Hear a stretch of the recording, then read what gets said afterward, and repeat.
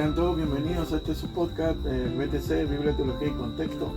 El día de hoy estamos muy contentos, ¿no? Porque tenemos un invitado especial que ha hecho un tiempito para estar en este humilde ministerio, nuestro querido hermano Wilfred, y en este podcast, ¿no? El BTC, que esperemos que siga siendo de su edificación. Muchas gracias a los que han estado mirando los videos, el video pasado, que hablamos sobre la entrega de la ley. Muchas gracias, suscríbase, ya sabe, toque la campanita. Y por favor, haga su comentario como lo han venido bien haciendo con el respeto que ustedes nos tienen a nosotros. Una vez más, muchas gracias. Y el día de hoy les quiero presentar, aunque ya lo conocen, a nuestro querido pastor Emanuel de la Torre. Él es historiador, licenciado en teología y ahorita está fungiendo como secretario de la Red de Pacífico, ¿no? Gracias por terminar, pastor Emanuel, por estar con nosotros. Amén, es un placer poder estar con ustedes una vez más. He estado muy emocionado desde que me hicieron la invitación para tocar un tema que para mí es un tema muy importante, pero también un tema que es cerca de mi corazón, hablando de la historia de la iglesia y también poder hablar sobre el impacto que ha tenido este gran movimiento. Gracias por la invitación y me siento en casa. No, estás en casa, ya eres parte ya de este pequeño proyecto, pues, ¿no? Gracias. Y ya saben, a mi mano derecha siempre está Galileo de Galileo. Ya le falta un año para ser doctor Wilfred. Cuidado. Me falta todavía un poquito más, pero Perdón. Sí. No, gloria a Dios. No, Dios le bendiga nuevamente. Como se llama Edgar, gracias por el apoyo que siempre han brindado a este ministerio, por compartir nuestros videos. Siempre le pedimos que si usted no se ha suscrito, se suscriba, y si usted no ha compartido ninguno de los videos que anteriormente hemos hecho, que lo comparta con las demás personas. Pónganlo en sus redes sociales. Yo sé que va a ser de edificación para la vida con quienes la compartan. Y el tema de hoy, como dice hermano Manuel, es un tema que está muy profundo en el corazón y más en el cristianismo moderno, ¿no? ¿Verdad? Yo creo que va a ser muy interesante poder abordar ciertos aspectos de la reforma que han marcado la vida de la iglesia. Sí, y es necesario tocarlo porque en cierto sentido nosotros somos hijos de la reforma. Y es necesario ver cómo se inicia el movimiento y cuáles son sus beneficios que nosotros movemos hasta la actualidad. No solamente eclesialmente, sino socialmente. ¿Verdad? Es interesante. Ok. ¿Qué le parece si entramos? Sí, estamos listos. Perfecto, entonces. Cada 31 de octubre, pues, en el universo cristiano, nosotros recordamos, no celebramos Halloween, ¿no? Hay que acotar eso, ¿no? Porque estamos 31, inmediatamente el disparador, ¿no? No, que celebramos Halloween, no, nosotros no celebramos Halloween. Celebramos, nos hacemos un recordatorio de que ese día un monje dominico, Agustino, Martín Lutero, clava las 95 tesis en el castillo de Wittenberg, ¿verdad? Y con eso él trajo una catarata de acontecimientos revisionistas, ¿verdad? Entonces la pregunta sería, ¿verdad? Para entender este acontecimiento, pues, ¿qué ocurría en ese contexto, ¿no? ¿Por qué Martín Lutero escribe sus 95 tesis, ¿verdad? Porque ese movimiento se volvió un movimiento revisionista para hacer una revisión a toda la teología de la Iglesia Católica del siglo XVI, hay que hacer el paréntesis, ¿verdad? ¿Qué es lo que ocurría en ese contexto?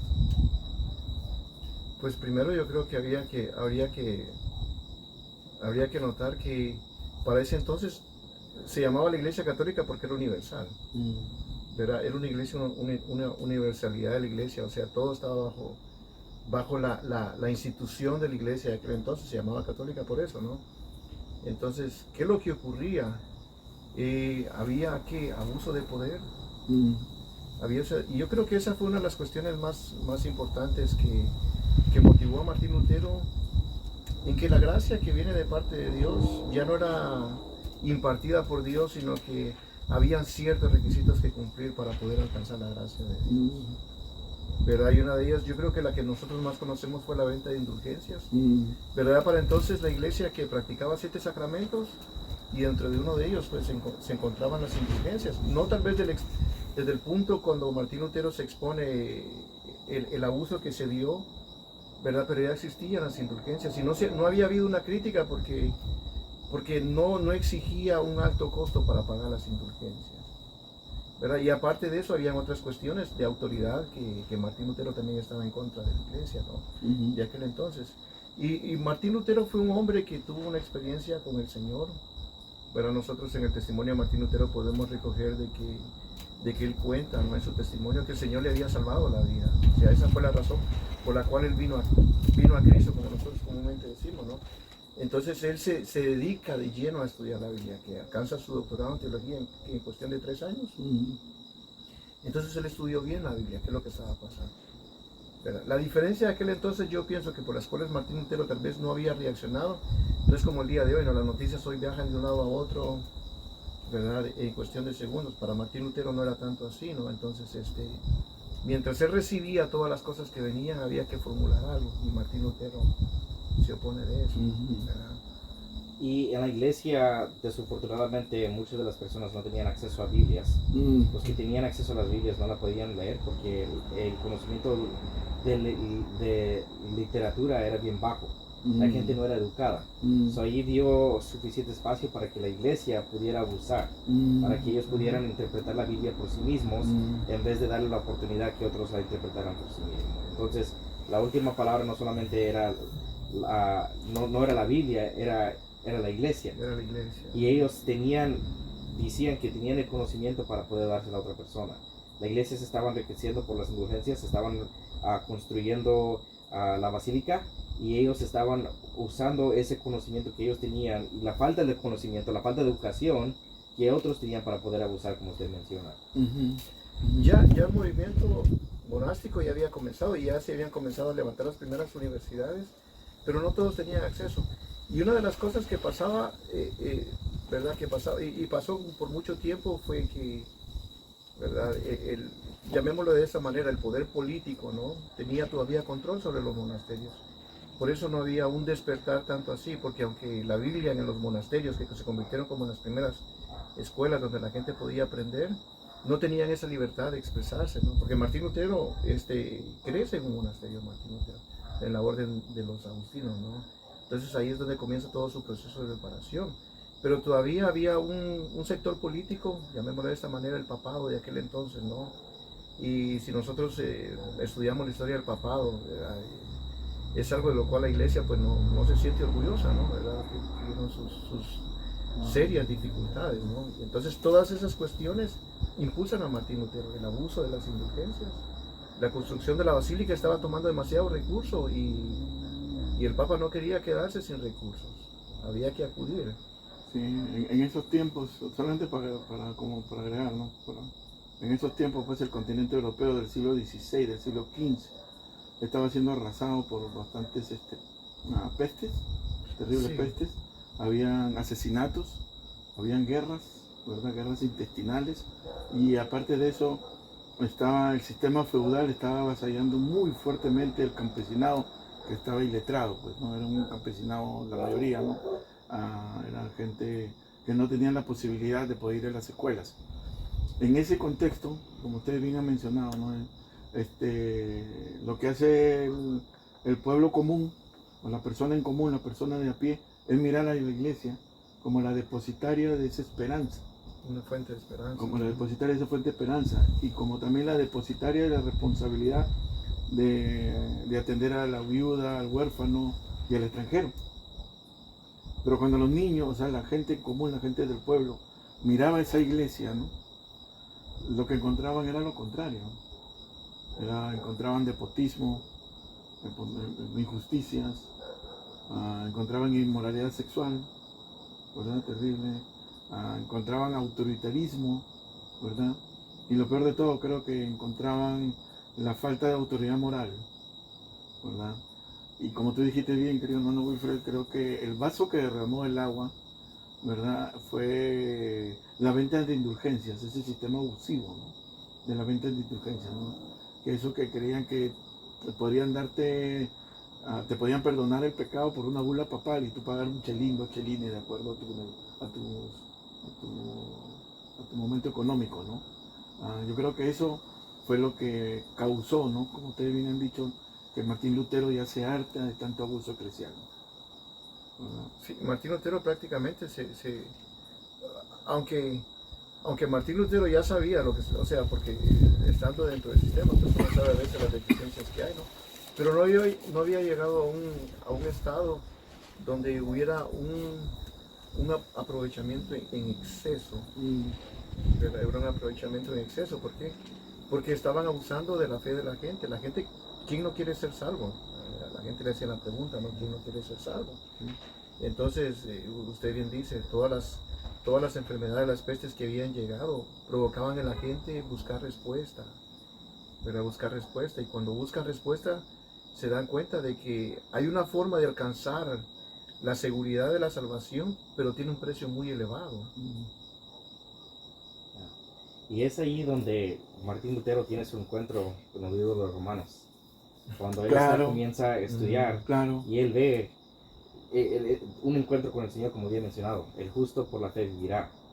Y fue un momento donde él tuvo un despertamiento, un alumbramiento radical, cuando él se retó a confrontarse con la Iglesia Católica, porque todas las injusticias fueron basadas contra esta enseñanza que el justo por la fe vivirá. Tal cual, sí, tal cual. Y un aspecto importante, ¿no? ¿Verdad? Porque a nosotros se nos llama el protestante, ¿no? Porque supuestamente somos protestantes, venimos de la Gloria a Reforma. Dios, gloria a Dios. Gloria a Dios. Martín Lutero no busca una división de la iglesia, sino que él busca una transformación. Por eso se le llama reforma, ¿no? Él busca reformar el sistema religioso de la época. Lamentablemente, la proposición que él tuvo no fue bien recibida por la iglesia en general, ¿no? Por el liderazgo de la iglesia de aquel entonces. La institución no la recibió. ¿Por qué? Porque Martín Lutero estaba socavando la forma en la que ellos iban a recibir toda la ganancia, ¿no? Entonces no se buscaba una separación de la iglesia, porque aún Martín Lutero queda en la iglesia hasta que lo excomulgan. Y gracias por mencionar esto, porque muchos piensan que el hecho de pegar sus tesis en la puerta de la iglesia era un movimiento radical, pero era la costumbre de ese tiempo. Cuando la gente quería poner la noticia enfrente, lo pegaban en la puerta.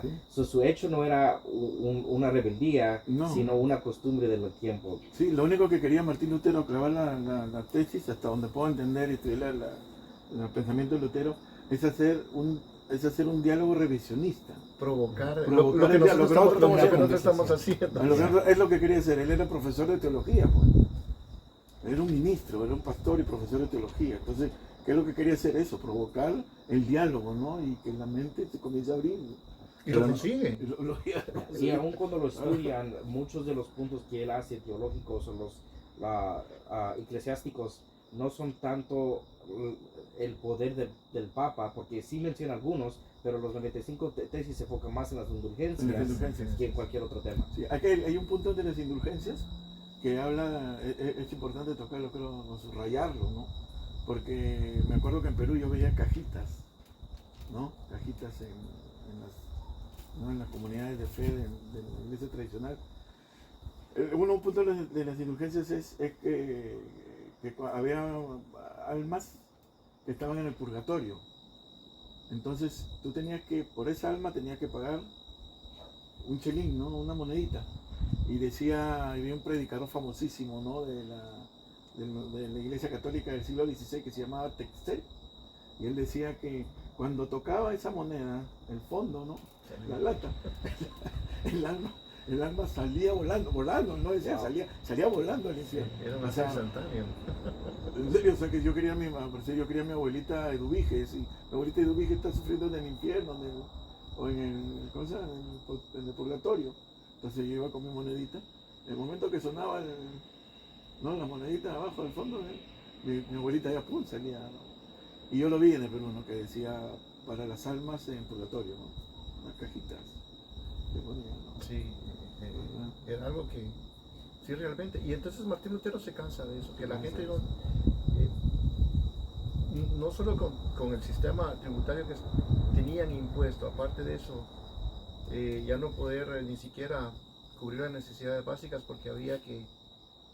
Y claramente había un abuso, porque entonces el que tenía dinero podía pagar su salvación y hacer lo que quería porque había pagado por anticipado. O sea, era una manipulación total, como usted decía, una manipulación total, ¿no? Y como está mencionando, él veía cómo la gente pobre, de lo poco que tenía, y estaban haciendo sus hechos para poder salvar un familiar, para poder alcanzar a alguien. Cuando Martín Lutero ve esto, ve la injusticia a través de la iglesia, y es algo triste porque la gente creía en el sistema, creían que la iglesia estaba haciendo algo correcto, pero por falta de su conocimiento se estaban poniendo en un lugar peor. Habían 4 presupuestos que se pusieron en la reforma, ¿no? Sí, sí. Una fue la salvación, la justificación por la fe, Sí. ¿no? La otra fue la autoridad bíblica, ¿no? Sobre todas las cosas. Sí. Y eso fue algo que la iglesia no lo aceptó dentro de la propuesta de las 95 tesis. Se considera que un 45% tal vez, o 45 tesis de las propuestas, la iglesia estuvo de acuerdo, ¿verdad?, a hacer una reforma, pero en las otras no había opción. Y en las que no había opción, eran las que precisamente Martín Lutero fue más tajante, no había, estaba como cimentando un fundamento que no se podía mover. Sí, Y que la escritura tomara el lugar, ¿verdad? Ya la posición de autoridad ya no la tenía, ¿verdad?, el papado, ¿no? Que ya se había declarado la infidelidad del Papa para aquel entonces, ¿verdad? Eso era un ataque frontal a la institución de la iglesia. Tal cual. Entonces, ya viendo el contexto, ¿no? Lo que es la reforma, cómo se inició el movimiento de reforma. ¿Qué es reforma? ¿En qué entendemos por reforma? La reforma protestante, ¿no? Se trajo Martín Lutero.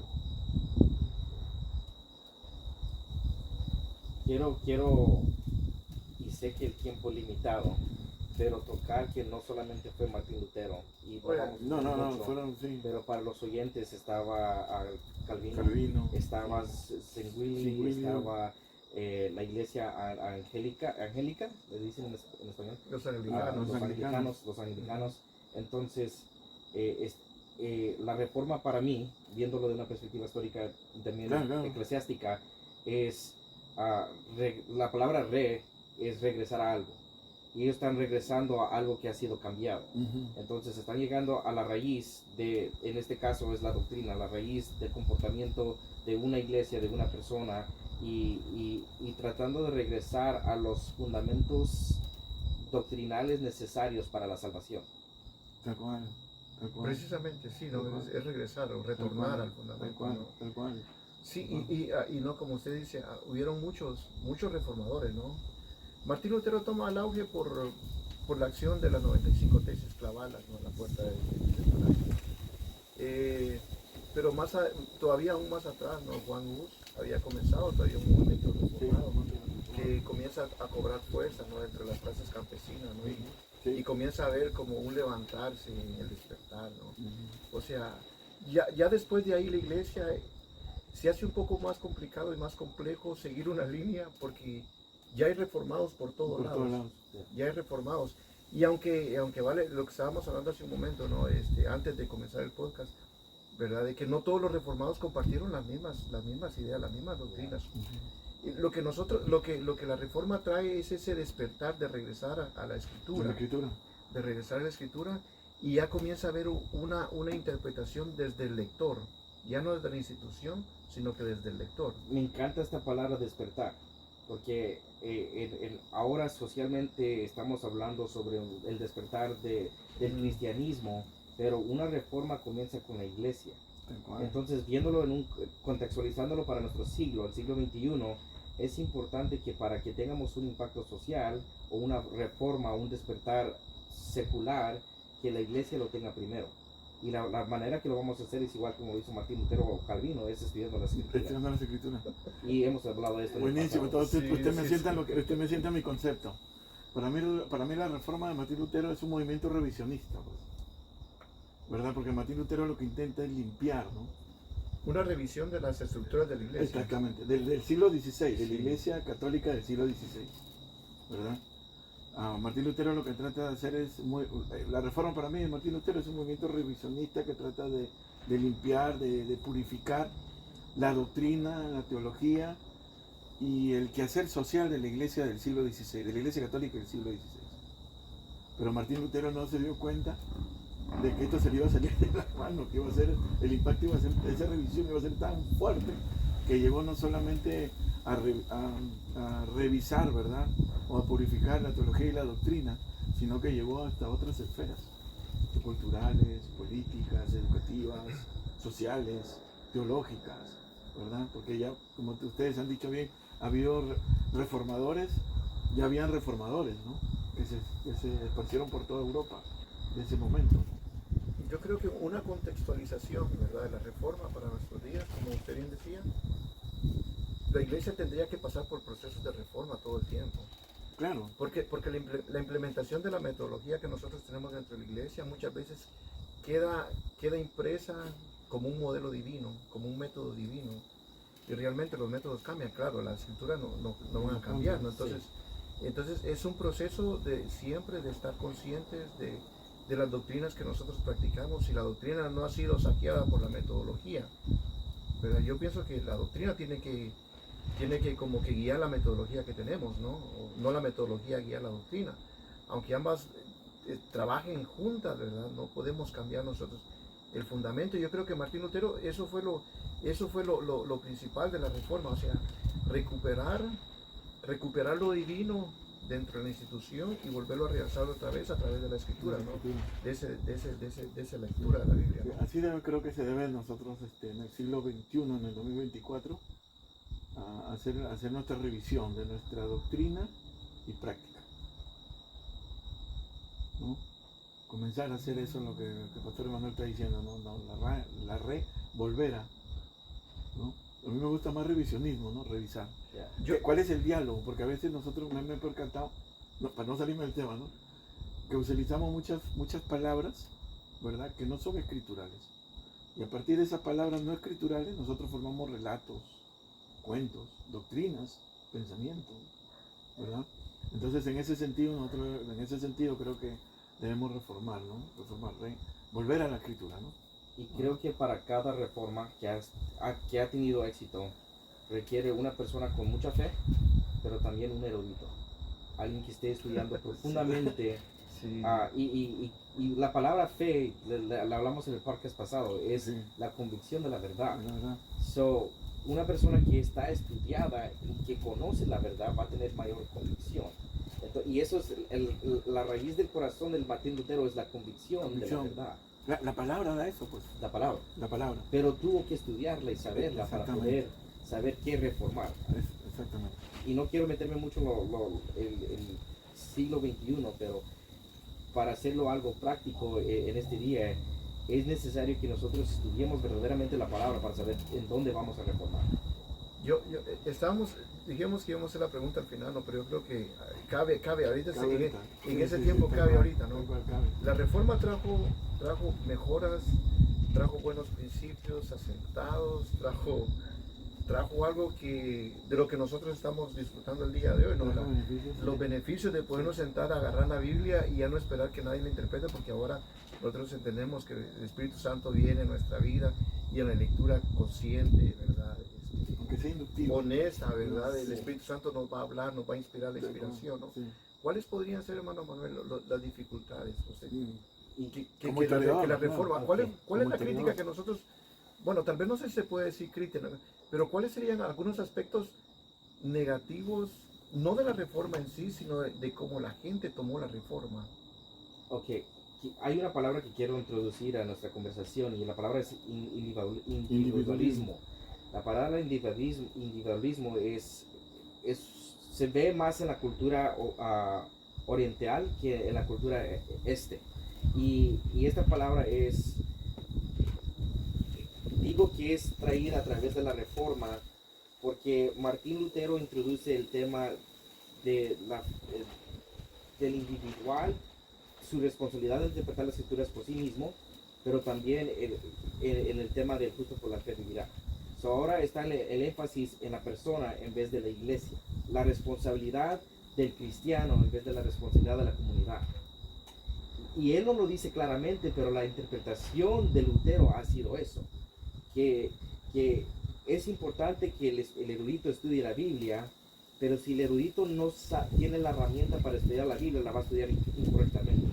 So, aquí viene lo negativo, lo oscuro de la reforma, es que ahora todos tienen acceso a la Biblia y la están estudiando, pero no la están estudiando de una manera correcta.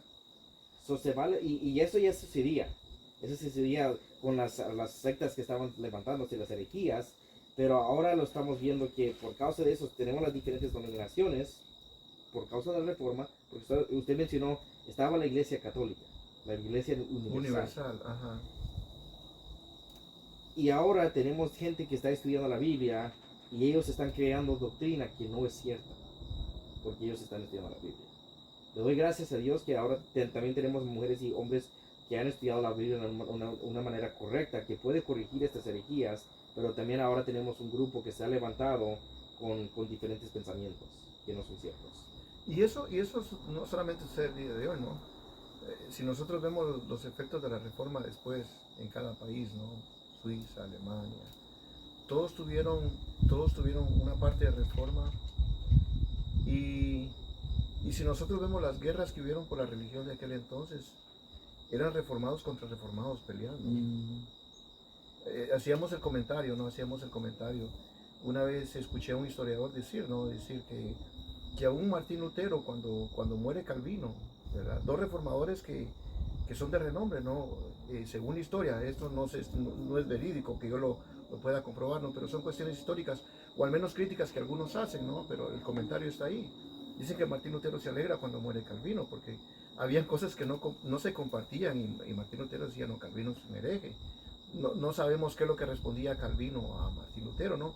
Pero hubieron muchos debates aún así. Calvino tuvo muchos debates donde querían traer la ortodoxia a la iglesia, ¿verdad? ¿Por qué? Porque había muchos pensamientos que todavía la iglesia institucional, podríamos decir, seguía metiendo todavía el pensamiento a través de todo el obispado de la iglesia y los reformadores, que como primera instancia muchos estaban leyendo la Biblia desde su propio contexto, y cada uno cuando lee la Biblia desde su propio contexto, no todos la vamos a interpretar de la misma manera, ¿verdad? Por eso dentro de la teología se dice que toda teología es contextual. Por eso nosotros tenemos tantas teologías el día de hoy. No significa que estén equivocadas, sino que hay elementos de una teología que interpretan la Biblia desde su propia realidad. Y eso pasa con los reformadores. Y el resultado en eso es que en los siglos después de la reforma comienza a levantarse la iglesia nacional. O sea que cada país comienza a tener su propia iglesia. Francia comienza con su iglesia, Inglaterra ya tenía su iglesia como resultado de la reforma. Entonces ya no es tanto un asunto teológico que sucede, ahora es un asunto político que sucede. Estaba la costumbre, ¿verdad? Si el rey era católico, todo su séquito iba a ser católico, ¿verdad? Si el rey era reformado, todo su séquito iba. Y hubo un momento donde, no recuerdo cómo se llama ese rey, Felipe, me puedo equivocar, ¿verdad? Felipe o Carlos V, no sé si era Felipe o Carlos, uno de los dos, ¿verdad? Él dice, ¿no? Queriendo congraciarse, ¿no? El rey de Francia, ¿no? Queriendo congraciarse con todo su imperio, ¿no? ¿Verdad? Su reinado. Él le da lugar a que cada hombre que fuera miembro de la nobleza y que tuviera algún lugar, ¿no? Donde podía dominar, pudieran tomar su propia elección. Entonces ya comienza a verse, llamémosle de esta manera, no de una manera, pero eso es lo que sucede, comienza a haber segregaciones, ¿no? Nuevamente el individualismo comienza a resurgir, ya no como personas, sino como grupos individuales, ¿verdad? Ya comienzan a haber minorías, ya comienzan a haber una imposición de un grupo hacia otro, porque eso es lo que hace el individualismo. Yo impongo mi perspectiva, la suya, o usted impone su perspectiva, no hay un diálogo, no existe el diálogo, ¿verdad? Sí, tal cual, concuerdo con ustedes, eso es lo que ocurrió después, porque cada uno comenzó a interpretar de acuerdo a su contexto cultural, ¿no? Los reformados comenzaron a interpretar la escritura de acuerdo a su contexto cultural, ¿verdad? Hubo un papa, no me acuerdo el nombre del papa, creo que fue Gregorio III, no me acuerdo muy bien, ¿verdad? Que dijo, es lamentable porque le entregamos la Biblia al pueblo, el pueblo se va a comenzar a dividir, ¿verdad? Y eso es lo que pasó, ¿no? Comenzamos a ver que hay, como dice el pastor Emanuel, comenzaron a surgir las denominaciones pero a partir del contexto cultural de cada país, ¿verdad? Y es más, hasta me atrevo a decir, hasta donde he analizado, cada denominación comenzó a hacer su sistema de gobierno eclesial de acuerdo a cómo su país gobernaba, ¿verdad? Entonces yo creo que por ahí uno de los lados oscuros de la reforma fue el individualismo, olvidarse de darle las herramientas homiléticas, pues, o de interpretación, ¿no? A sus pastores, a sus maestros. Hermenéutica también. Hermenéuticas, Yeah. claro. Yo no sé si se pueden ver como lado oscuro la reforma. Desde la perspectiva en que lo interpreto, no lo miro como un lado oscuro la reforma en ese sentido, ¿verdad? Porque Dios nos ha dado una individualidad, ¿no? En nuestra relación con Dios es personal, ¿verdad? Aunque habitamos en comunidad, es personal, es individual, ¿no? Pero yo creo que desde donde yo lo veo, ¿no? Los errores que suceden es, ¿verdad? Tal vez el pecado siempre buscando el propio interés, la elevación mía, ¿verdad? A la comprensión, lo que estábamos hablando de la modernidad. Porque yo pienso de esta manera, ¿no? Y aquí tal vez me voy a meter en un campo bien delicado, ¿no? Como decía el doctor García Johnson, ¿no? Queremos pintar una imagen de Dios, ¿no? Y tal vez yo voy a pintar una imagen de Dios, espero no la equivocada, ¿no? Yo creo que Dios está a favor de que la gente pueda utilizar su razón, su intelecto, sí, ¿verdad? Como tal, claro, ¿verdad? Como tal, porque Dios nos ha dotado. Y aquí yo sé que estoy entrando en un terreno bien delicado, ¿no? ¿Verdad? Porque eso es lo que la reforma trae ese acercamiento primero a la Biblia para querer conocer a Dios. O sea, cada uno comienza a hacer su propio proceso teológico, porque si no regresamos nuevamente a la institucionalidad otra vez. Aquel individualismo, por eso le puse el lado oscuro, por el individualismo, o la historia, le dice ¿no? Es porque ahí ya el individualismo no se mira como la dignificación del hombre, ¿no? Sino se mira como ya el egocentrismo, ¿no? Del hombre. Pero eso es la elevación del ser humano a la... Exactamente, es el egocentrismo, ¿no? Quiero pedirle disculpas por usar esa palabra oscura. Y está bien. Me hace realizar algo muy importante, porque quizás la reforma no trajo algo oscuro, lo oscuro lo trae nuestra naturaleza pecaminosa. Me pongo a pensar en este es el siglo XVI, en el siglo XVIII tenemos la etapa del razonamiento. El razonamiento viene a ser una respuesta a la reforma. El gobierno en Francia, España y toda Europa comenzó a pensar en la razón. Y ellos piensan que era Voltaire, piensan que era Jean-Jacques Rousseau y otros filósofos del siglo, pero los originales eran los reformadistas de la iglesia. El problema es que ahora están queriendo traer razón en una manera secular, entonces abre la oportunidad que en la iglesia entre, como usted dice,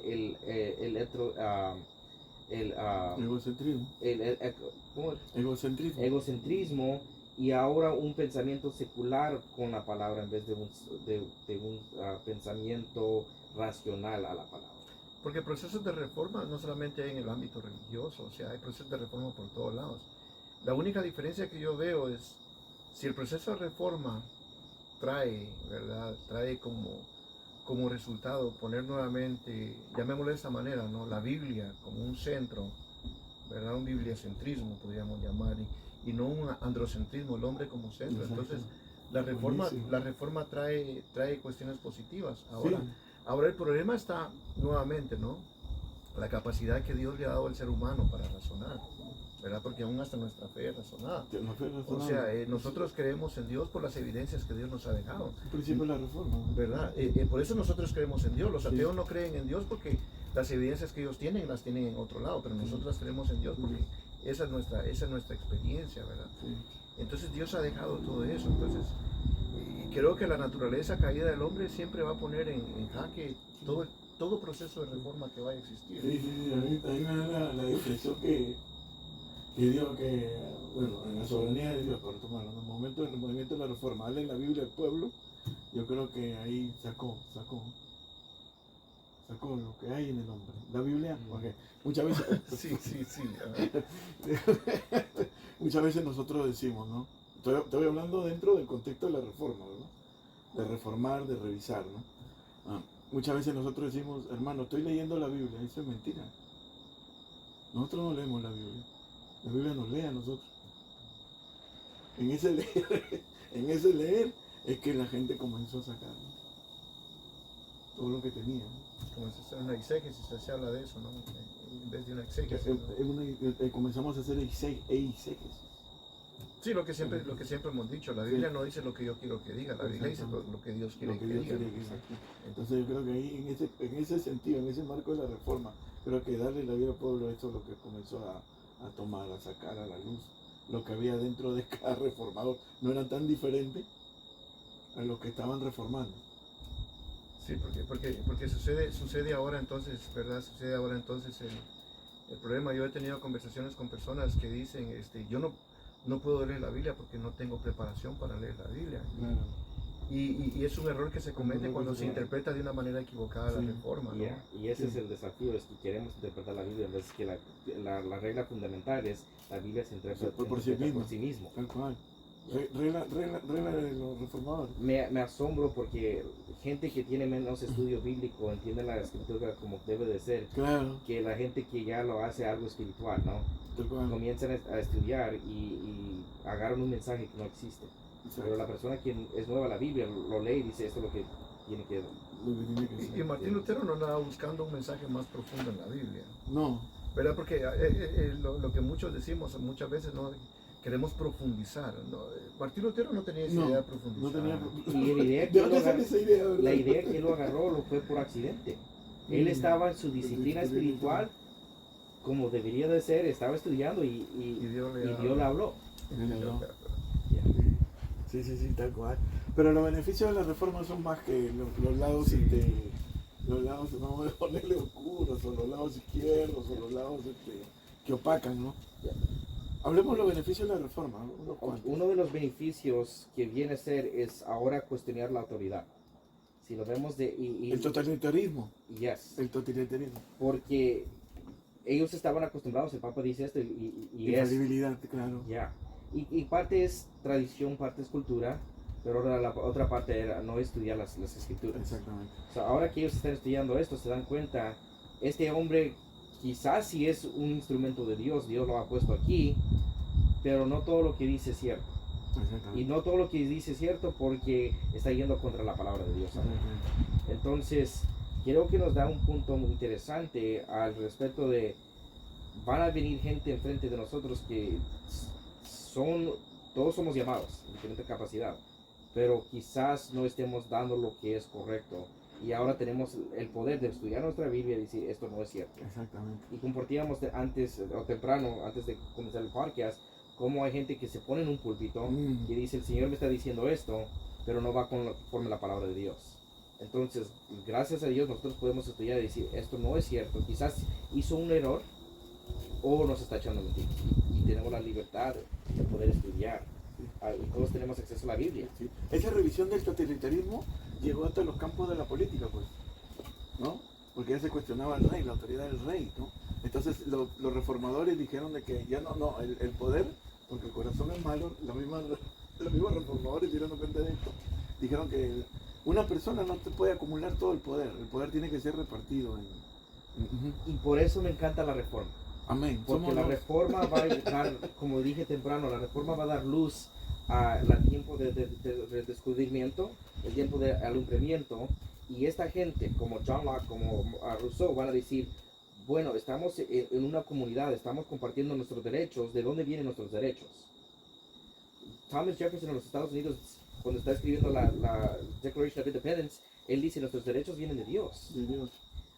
Ellos están estudiando esto y están usando la razón, están usando la Biblia, pero también se dan cuenta que hay corrupción en la política. Y si podemos cuestionar la Biblia, si podemos cuestionar, no dando la autoridad a la Biblia, pero si podemos comenzar a estudiar la Biblia, si podemos cuestionar el Papa, también lo podemos hacer con los reyes. Toda esta época de razón es creada por la reforma. Por la reforma. Por la reforma. Sí, tal cual, y por causa de eso, yo me atrevo a decir que la fundación del gobierno moderno, que es la república y las democracias, sí. que influenció la guerra de independencia, que influenció la guerra de independencia en los Estados Unidos y en Francia, y por esas dos tenemos libertad en todo el mundo. Los países que han hecho sus revoluciones fue por causa de la reforma. Si no hubiera sido por ese momento que Martín Lutero puso esos 95 tesis, quizás estuviéramos todavía viviendo reinados y siendo influenciados de una manera negativa. Y eso se puede ver todavía hasta el día de hoy en las secuelas de la reforma, ¿no? Donde la reforma llegó, los gobiernos son distintos. Sí, un beneficio grande. Las sociedades son distintas. Ahora lamentablemente como que en vez de progresar a lo que se le llama progreso es el regreso, ¿no? Sí, verdad, tienes razón eso, O sea, no había visto ese punto. Nosotros hemos llegado ahora a una regresión, ¿no? Y para la iglesia ese es un punto. Tal vez no hemos tocado el área de la sociedad secular, no se lo hemos tocado el área de la iglesia, ¿no? Pero si lo que usted dice es cierto, entonces prácticamente, ¿verdad? Ahora la institución, la iglesia institucional, y no me refiero a la iglesia tradicional, sino que a la institución, aún las iglesias protestantes, si nosotros ponemos que hay una crítica a la autoridad, entonces todos aquellos que estamos en una posición de liderazgo, deberíamos de estar abiertos a que se nos sea criticado conforme a lo que la Biblia dice. Estamos hablando del corazón, ¿verdad, hermano? Del lado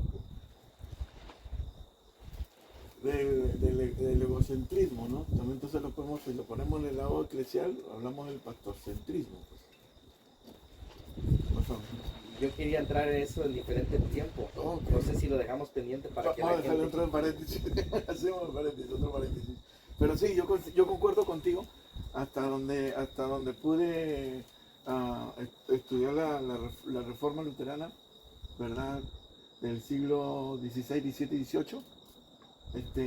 Entonces sí, fueron muy influenciados en la política, no darle todo el poder, no concentrar todo el poder en un hombre. Entonces se forman cámaras, ¿no? Se forman las cámaras, ¿no? Francia toma mucho de ¿cómo se llama? De esa dirección pues reformada, ¿no? Reformada, ponen lo de derecha, lo de la izquierda, ¿no? Comienzan con todo eso. Sí. Y como dice Wilfred, ahí viene lo que dice Wilfred, te considero mucho. España, me permite un poquito, ¿no? Tú eres el historiador, yo sé. Permíteme robarte. En hablar sobre la sociedad y la iglesia juntos es mi pasión. Okay. Yo tengo toda la... Okay, le doy tiempo. Si los hermanos quieren hacer vigilia, nomás que no me llamen a la noche. Ok, por decir, en la España del siglo XVI no pudo entrar la reforma, ¿no? Ahí hubo una contrarreforma, ¿verdad? Con Loyola, otro día vamos a ver la contrarreforma, la Santa Inquisición, después hablamos otro podcast de esto, ¿verdad? Entonces, los españoles cuando conquistan, ¿verdad? Todo desde México hasta la Patagonia, entonces como no llega la reforma, todos, vieron, son sociedades laicas, donde todo... El sistema feudal sigue imperando. Exactamente.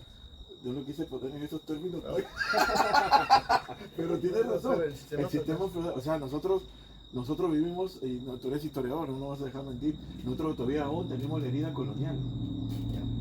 Sí. Tenemos la herida colonial. Mire, una vez más, o sea, vemos al hombre que está en autoridad y como nosotros nos sometemos. Él es el infalible, o sea, a veces criticamos al Papa del siglo XVI, nosotros somos papitas en el siglo XXIV. No, pero sí, que desea la reformar, sí, perdón. Y todo lo sociológico va a impactar nuestra teología. Tal cual, pues, tal cual. Entonces, y ha sido algo que hemos estado mencionando, no solamente nosotros impactamos a la sociedad, pero la sociedad nos va a impactar a nosotros. Tal cual. Y en este caso, nuestras tradiciones van a venir siendo nuestra perspectiva de Dios. So, si como usted dice, hablando sobre la perspectiva de sociológico, si el rey me está diciendo que yo me tengo que someter, yo me voy a someter.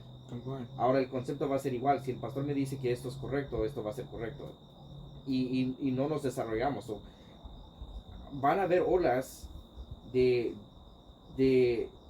un contexto antes de la reforma que todavía existen hoy en este día. So, creo que deberíamos de pensar en cuáles son estas libertades espirituales y culturales que trajo la reforma que podemos practicar hoy en este día para no estar en la misma temporada que estábamos antes? Hacer un revisionismo. Creo que otro beneficio de la reforma es la educación, que quería hermano Wilson. Sí, es precisamente lo que iba a decir, la educación. Donde la reforma llegó, los países tuvieron un nivel secular más alto y vino la industrialización, porque eso es producto de ello, ¿no? ¿Verdad? Las sociedades se desarrollaron con más rapidez y pudieron organizarse de una manera distinta. Lamentablemente, para nuestra herencia colonialista, ¿no? Nosotros todavía tenemos esos preceptos dentro de nosotros, donde la educación no es muy importante. Hablábamos a un principio, ¿verdad? Aún dentro de nosotros. Nosotros llegamos a una cultura, ¿verdad?, que tenga influencias reformadas. Todos andan con un libro, con el periódico, ¿verdad?, a la mano. Usted bien comentó, ¿no?, desde el testimonio que usted dice, ¿verdad? Y nosotros llegamos a nuestros contextos, ¿no? La educación es algo que tiene importancia, pero no es vital. O sea, se puede sobrevivir sin la educación. Y no estamos diciendo que para poder vivir, el buen vivir, necesitamos ser educados, pero no nos damos cuenta de las herramientas, ¿verdad?, que la educación nos da para poder vivir de una manera distinta. El siglo XVI trae una nueva tecnología. La imprenta. Espectacular. Y la imprenta fue la herramienta que usó Martín Lutero para poder distribuir esta información. Su internet. Y creo que a veces batallamos con la tecnología, con el internet, con las impresas, en vez de usarla como instrumento para traer la reforma. La educación cambió por causa que Martín Lutero usó esta tecnología para educar a la gente. Y estábamos hablando temprano sobre cómo el internet puede ser un instrumento malo, pero puede ser un instrumento que usamos para edificar la iglesia. Me pongo a pensar porque antes que Martín Lutero comenzara a usar esta máquina, la máquina no era algo común, no era algo usado tan seguido, pero la iglesia la utilizó como una herramienta y por causa de eso todo el mundo conocido comenzó a usar esta máquina. Y igual nosotros podemos usar las herramientas que Dios nos ha dado, y digo Dios porque nos ha dado el entendimiento para poder educar a nuestra gente. Solo es saber cómo usarla y cuándo. Los países reformaron, los primeros gobiernos que aceptaron la reforma, introdujeron las proposiciones de que todo el pueblo tenía que aprender a leer y a escribir. Porque la pregunta era, ¿cómo se iba? Recordemos que no había muchos libros de texto para entonces, pero ¿cómo la gente iba a leer la Biblia si no sabía leer ni escribir? Porque Lutero concuerdo que Lutero dice, agarra de Josué 1.8, 1.6, que dice, reflexiona en la ley día y noche. Y Lutero dice, pues si no saben leer, ¿cómo no reflexionar? Él hace la primera traducción al alemán, ¿no? ¿Y cómo es que ellos aprendieron a leer? No era como nuestro siglo. Ellos comenzaron a aprender a leer estudiando la Biblia. Incluso me estoy saliendo de la época, en el tiempo cuando comenzaron a hacer las escuelas dominicales. La escuela dominical fue fundada para enseñar a la gente a leer. Y dijeron, vamos a usar la Biblia para poder enseñarles. Claro, porque Lutero comienza así, enseñando a leer a la gente. El movimiento de alfabetización reformada. La Biblia fue la pedagogía de la reforma. Entonces Lutero comienza a usar esa técnica. Él no le llama escuela dominical, se me escapa el nombre, pero él comienza pues en la iglesia a dar clases de lectura, de escritura, y después comienzan a formar ya los colegios. Yo sé que los tiempos han cambiado mucho, ¿no? ¿Verdad? Del siglo XVI para acá han pasado muchos años, ¿no? Entonces, según historiadores dicen que los servicios en el tiempo de la Reforma duraban 5 horas de lectura bíblica. La lección. O sea, habían 5 horas de lectura bíblica. La gente estaba tan interesada en leer la Biblia porque nunca la había leído. Todos pasaban a leer la Biblia. 5 horas leyendo la Biblia. Y nosotros hoy, ¿verdad? Por eso es que yo digo, todavía nuestra cultura todavía tiene los efectos de la contrarreforma, no a la reforma, sino a la contrarreforma, ¿no? Ahora está viendo un despertar ya, ¿no? A través de las instituciones educativas, ¿no? Me preocupa porque si ese es el caso, ¿hasta qué extent va a suceder que la Biblia sea removida en la sociedad para que haya una hambre para poder leerla? ¿Cómo? Me preocupa Ajá. porque hasta qué extent va a tener que ser la Biblia removida de la sociedad, porque cuando tenemos algo menos es cuando lo deseamos más. Oh, ya te entendí, ya. Pero ahorita ya hay muchas formas. Yo creo que tal vez no tenga que ser removida. Tal vez yo creo que, ¿verdad? Aquí tal vez ya me meto en un terreno más escabroso, ¿no? Tal vez si el liderazgo, o los predicadores o los maestros, necesitamos hacer más un énfasis en lo que la Biblia dice que en nuestra liturgia, porque la liturgia tomaba una parte muy importante del servicio, ¿no? Sí. Y nuestra liturgia, si nosotros nos damos cuenta, nosotros hablamos de cantos y de predicación. Y usualmente la predicación puede tomar media o una hora, depende del predicador, ¿no? Pero ¿qué tanto yo hablo de la Biblia y no de las cosas que no son de la Biblia? A veces yo hablo más de mi experiencia que lo que la Biblia dice. Tal vez la predicación debería ser, no más una lectura bíblica, pero sí más apegado a lo que la Biblia dice. O sea, por eso a mí me gusta mucho el sermón expositivo, porque uno va verso por verso y uno va leyendo. Y estudiar la Biblia, porque hoy en día muchos predicadores usan un versículo para todo su mensaje. Exactamente. Nosotros hemos aprendido en nuestras clases de homilética. Si no tenemos nada que decir, la Biblia habla.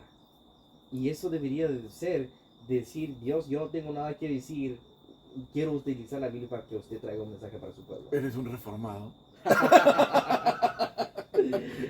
Y ahora lo que tú estás diciendo ya es contradictorio, pues. No, totalmente contradictorio.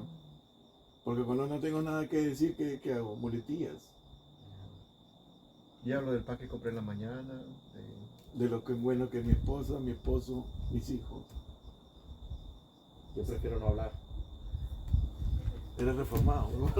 Pues en sí, si nosotros, ¿verdad?, tomamos al menos, ¿no?, de la Biblia, el mensajero llevaba el mensaje que tenía que llevar.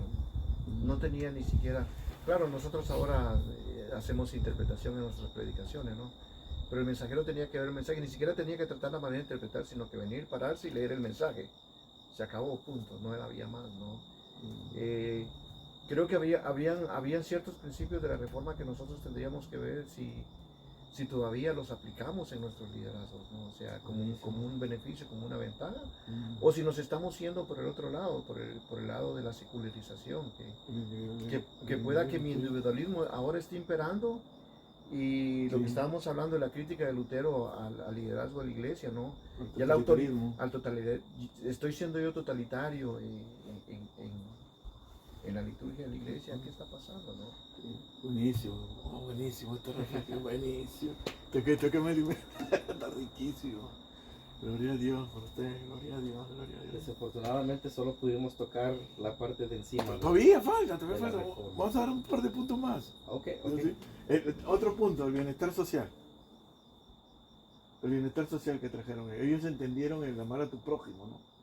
Y los reformadores comenzaron a hacer un programa de fondo social, si no me equivoco, ¿verdad? Que atendían a las personas que estaban discapacitadas, a los huérfanos, a la viuda y a los huérfanos, ¿no? De ahí, si no me equivoco, en el año 1863 se funda la Cruz Roja, tomando la idea de bienestar social de los reformadores. Y también se forma la media Cruz Roja, o media Luna Roja. Esa fue la primera, creo. Y después ya vino a ser la Cruz Roja. Bueno, ya después los reformados, ya los anglicanos en Inglaterra, hubieron mucha gente que se levantó con ese sentido misionero, ¿no? Y evangelista. También, aparte de eso, no recuerdo el nombre de este señor en Inglaterra que fundó orfanatos. Claro. Literalmente salía a buscar niños. Hospitales.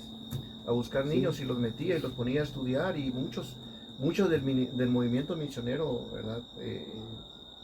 Comenzó a salir de ahí para otros países. Había algo conocido, o es conocido como la ética del trabajo del protestante. Sí, tal cual. Ese La ética del es trabajo. la necesidad de trabajar. La La necesidad de trabajar para poder, y todo viene del individualismo, ¿no? Pero Sí. una perspectiva buena Sí. es que yo tengo que trabajar, la responsabilidad, porque la fe sin las obras es muerto. Sí. Tengo que trabajar, voy a trabajar para mí, para mi familia, para mi iglesia y para mi comunidad. Exactamente. Y yendo a lo sociológico, Para el bienestar social. Sí. muchos van a decir que este va a ser los principios del pensamiento del capitalismo, Capitalismo.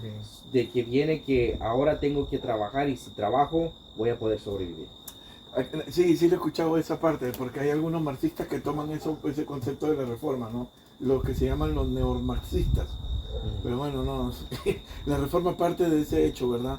De que todo trabajo dignifica al hombre, zapatero, campesino, lavaplato, becero, todo trabajo dignifica, perdón, a Dios, todo por la gloria de Dios y dignificación del hombre, decían ellos, ¿no? Y si tú te das cuenta, los españoles no tomaban ese contexto, no miraban el trabajo de esa forma, solamente lo que trabajaban los clérigos, los teólogos del momento, los conquistadores. Ellos estaban siendo dignificados, pero los que trabajaban para la servidumbre no, era servidumbre. En cambio acá no, vinieron los reformadores, o sea, en los lugares reformados, Inglaterra, Francia, Suiza, cuando ya vino Mason Clavel acá, ellos trajeron esa idea, ¿no? Todo trabajo dignifica al hombre y todo trabajo tiene que glorificar a Dios.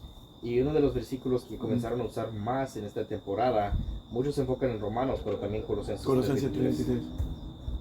Tal cual.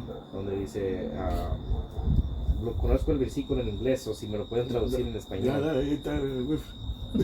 So, all the work that you do it for the glory of God. El trabajo que hacemos es para la gloria de Dios. Sí, se le quitó el estigma del trabajo, que era un castigo de Dios, ¿no? Exactamente. Sí, pero la idea del trabajo de esa manera era un pensamiento puro griego, ¿no? Para el griego, ¿quién estaba a la cabeza? El filósofo, ¿no? El que se sentaba a pensar. La gente que hacía trabajo manual era una persona que no tenía valor, ¿no? Y yo creo que eso es lo que Martín Lutero comienza a ver, pienso yo, ¿no? Ya haciendo una interpretación de Martín Lutero, ¿no?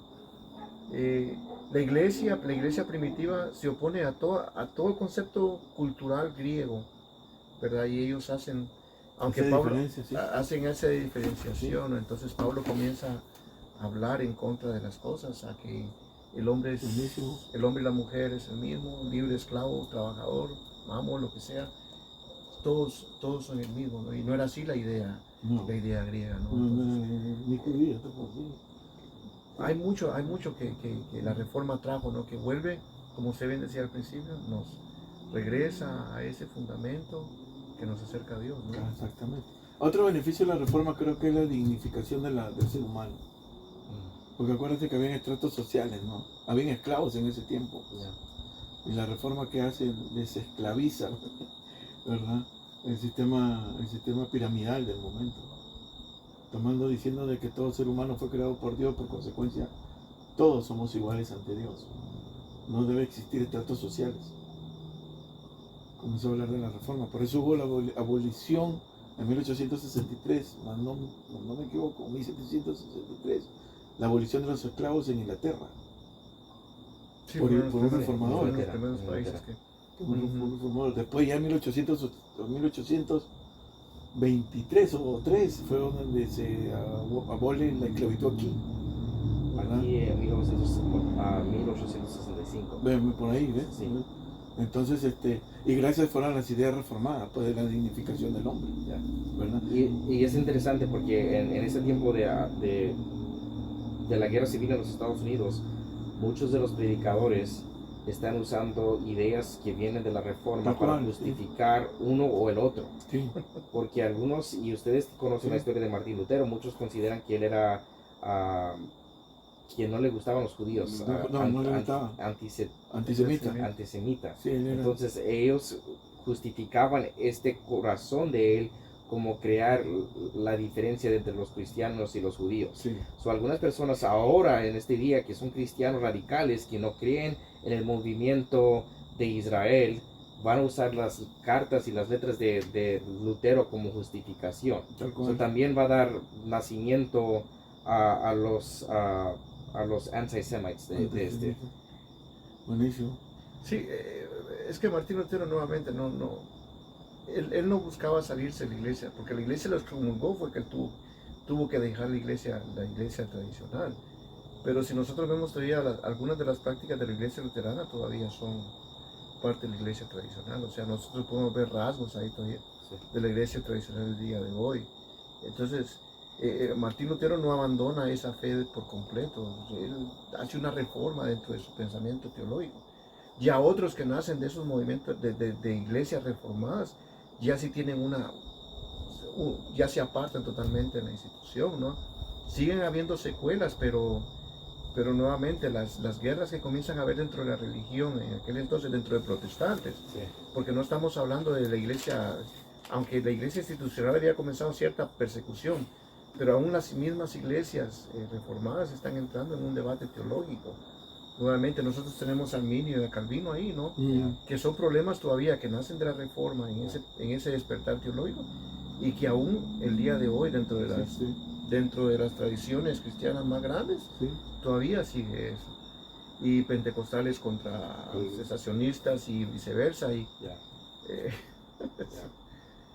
Es un problema grande, pero gloria a Dios por la reforma, que nos permite ese diálogo. Sí. ¿Verdad? Si no, nos hubiéramos quedado con un totalitarismo terrible, ¿verdad? Sí.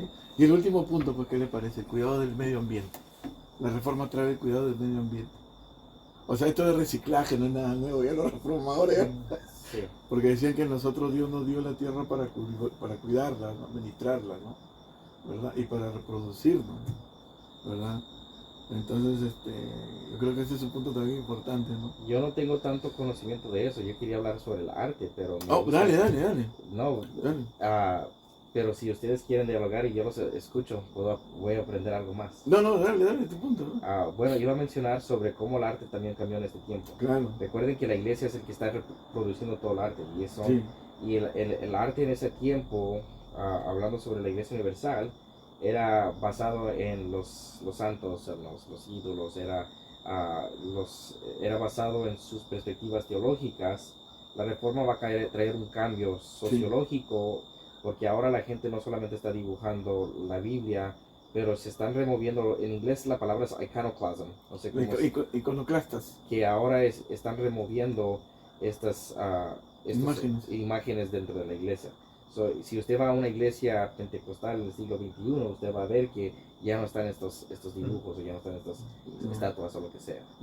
No, lo único que ha pasado con nosotros es que los iconoclastas ya no están visiblemente, ¿no? Ahora lo tenemos acá. Sí. hay que hacer una revisión en la imaginación. Y eso es verdad, a mí me encanta en cuanto al arte, ¿no? De la reforma, antes todo era a través de la iglesia católica y sus tradiciones, de la iglesia católica del siglo XVI, para que no y muchos piensan ahora, por causa de eso, de esas imágenes, piensan que los ángeles son unos bebés con alas, y nuestra perspectiva teológica ha sido creada, o perspectiva angélica ha sido creada basado en una interpretación, y ni tanto en la imaginación de otra persona. De eso quería decirte. Nuestra doctrina, si no somos cuidados, nuestra teología, si no tenemos cuidado, va a ser basada en la imaginación de otra persona en vez de la escritura. Sí, tal cual. De ahí nace pues el ángel de la guarda. Sí. Por el imaginario pues tradicional de la iglesia católica del siglo XVI, ¿verdad? Entonces que nacen de la guarda, el niñito con alitas, ¿verdad? Y lo dibujan de esa manera, ¿no? Cuidando un bebé que está durmiendo. Dante de Alighieri también asenta eso, ¿no? Hay un libro que se llama La Divina Comedia, que sería bueno que todos lo lean, ¿verdad? Entonces él tiene figuras demoníacas, pues, que utiliza, ¿no? Una serpiente con cuerpo de hombre y barba de anciano y alas de dragón, ¿no? Que levantan a todos los que están en castigo, ¿no? Y encuentran al diablo con cuernos y pezuñas de cabra y cola y tridente, ¿no? Pero eso fue una misma, no fue un arte escritural, sino un arte de la tradición, ¿verdad? Que se usó justamente para subyugar al pueblo ignorante. Bueno, entonces lo que usted me está diciendo es que a la reforma va nos va a remover de las tradiciones Tal que no cual. son saludables. Tal cual. Tal cual. Hasta el arte lo cambió. Ya. Nuestras pinturas después de la reforma ya son ya una vez más reformadas, ¿no? Ya no te dibujaban esto, sino son más creativas, más dadas a la realidad social, a la realidad eclesial, ¿verdad? Ya son más como un púlpito, una cruz, ¿verdad? Por ejemplo, ¿no? En el ciclo Sí. eclesial, ¿no? Nos removió todo eso. Hay una imagen que a mí siempre me impacta mucho, la imagen de, hablando del arte, ¿verdad? De Miguel Ángel. Está Dios sublime, ¿verdad? Estirando De la Capilla Sixtina. en la Capilla Sixtina, Sí. ¿verdad? Y él está estirando todo el dedo, toda la mano, o sea, todo el cuerpo y toda la mano, desde la cintura hasta acá. Es espectacular, o Para sea, tocar al ser humano, sí. y el ser humano no extiende su falange, ¿no? La tiene así. Solamente necesita estirar la falange, ¿no? Estos dedos. Solamente necesita estirar la falange para tocar el dedo de Dios. Y aún así no quiere. Y eso me da una impresión. Para mí que ese dibujo, hasta ahorita lo sigo pensando, ¿no? Viene a ser el quiebre o la bisagra del arte para la reforma. Ese dibujo. Para mí ese dibujo es totalmente reformista, protestante. En serio. Nuevamente la reforma trajo demasiados cambios, trajo muchos cambios que yo creo que si ponemos a buscarlos con cuidado no los vamos a encontrar todos ni aún así. Como usted decía, las artes, ¿no? Las artes filosóficas comienzan, ¿no? Las universidades comienzan a funcionar, ¿verdad? Y no habían aspectos científicos todavía, sino que las artes eran lo que había comenzado. Sí. Eran una de las primeras facultades que existían en las universidades. Pero sí la imaginación comenzó a funcionar. Y aún la iglesia tiene ciertos aspectos, ¿no? Cuando quieren pintar a Dios. Pintan a Dios de una manera que Yeah. Y ahora no solamente es en el arte, pero en nuestro comportamiento, nuestro desarrollo humano, ¿no? Queremos pintar a Dios de cierta manera. Pero es tema para otro día también. Un día. Buenísimo. Bueno, me he gozado, en serio, muchas gracias. Gracias, hermano, gracias por compartir su conocimiento y su experiencia con este humilde servidor. Y ustedes que están allá también, que van a ver el podcast, déjenos sus comentarios, aspectos que quizás no tocamos de la reforma y que usted dice, esto hubiera sido bueno haberlo tocado, déjenos su comentario, ¿no? Sí, sería bueno. Recuerde que eso es lo que buscamos. Propósito. Esto es lo que buscamos, tener una conversación, ¿verdad? Donde podamos exponer nuestras ideas y... Estamos clavando las tesis. Espero no nos excomulguen. Es como... Buenísimo. Sí. Doctor Emanuel, muchas gracias por haber venido acá. Amén. A tu humilde ministerio. Un placer tenerte. Un gran bendición. El tema me encantó y más poder hablarlo con gente que tiene conocimiento histórico, sociológico y también bíblico. Nos ayuda a reflexionar en el siglo XXI y pensar en cómo podemos mejorar, pero también celebrar la belleza que estamos viviendo hoy en este día. Podríamos en otra ocasión, ¿verdad? Si todos están de acuerdo, ¿no? Iba a decir que levante la mano, ¿no? Podríamos hablar de la reforma del pentecostalismo en Estados Unidos, porque eso fue un tipo de reforma también aquí dentro de Estados Unidos. Sería buenísimo poder ver, al menos tratar la manera de entender nuestras raíces pentecostales aquí en Estados Unidos y ver cuál es el camino que la iglesia ha tomado el día de hoy, ¿no? Buenísimo. Sí. Buenísimo. Entonces espero que se hayan gozado, que haya sido edificante. Por favor, como dice nuestro querido hermano Wilfred, sus comentarios, como han venido siendo respetuosamente, gracias. Su poderoso like, comparte el video, ¿verdad? Comparte el video. Yo sé que va a ser de mucha bendición. Compártelo a sus amigos, libres pensantes, a sus iglesias locales, los líderes, por favor apoyen este humilde ministerio. Lo único que queremos es eso, ¿no? A la reflexión de nuestra fe. Hay temas que a veces en la iglesia por el tiempo, dijo querido hermano Wilfred, no se tocan. Entonces este espacio, este pequeño espacio, esta ventana, es justamente para eso, ¿verdad, Wilfred? Amén. Sí, déjenos, ayúdenos compartiéndolo lo más que podamos y una noticia, ¿verdad? Vamos a estar de manteles largos. Oye, ya estábamos un año. Dios nos ha ayudado hasta el día de hoy y esperamos que nos siga ayudando. ¿Te acuerdas cómo decíamos? ¿Qué te importa que nos miren 5? No, sí, comenzaron con miedo. Sí. 5 que no miren. No, y gracias por el apoyo que nos Gracias han por el brindado, apoyo. gracias por estar con nosotros siempre en sintonía, por estar esperando, por los comentarios que nos han dado. Sí. La verdad nos motivan a seguir. Esperamos ser de bendición y poder edificar el cuerpo de Cristo, que yo Amén. creo que esa es nuestra función. Amén. Y hermano Manuel, nuevamente muchísimas gracias Muchísimas por estar con nosotros. Siempre un gusto, un placer, Amén. un privilegio. Y por qué no nos da unas palabras de Para despedida. despedir. Sí, gracias gracias a ustedes una vez más por la invitación. Espero que este podcast sea de bendiciones para los que están oyendo. Como han comentado, denle un poderoso like porque esto va a llevar la conversación a otro nivel. Queremos involucrar a ustedes sus opiniones, sus perspectivas para poder seguir desarrollando nuestro entendimiento y poder seguir edificando la iglesia del siglo XXI. Gloria a Dios. Amén. Gloria a Dios, ok.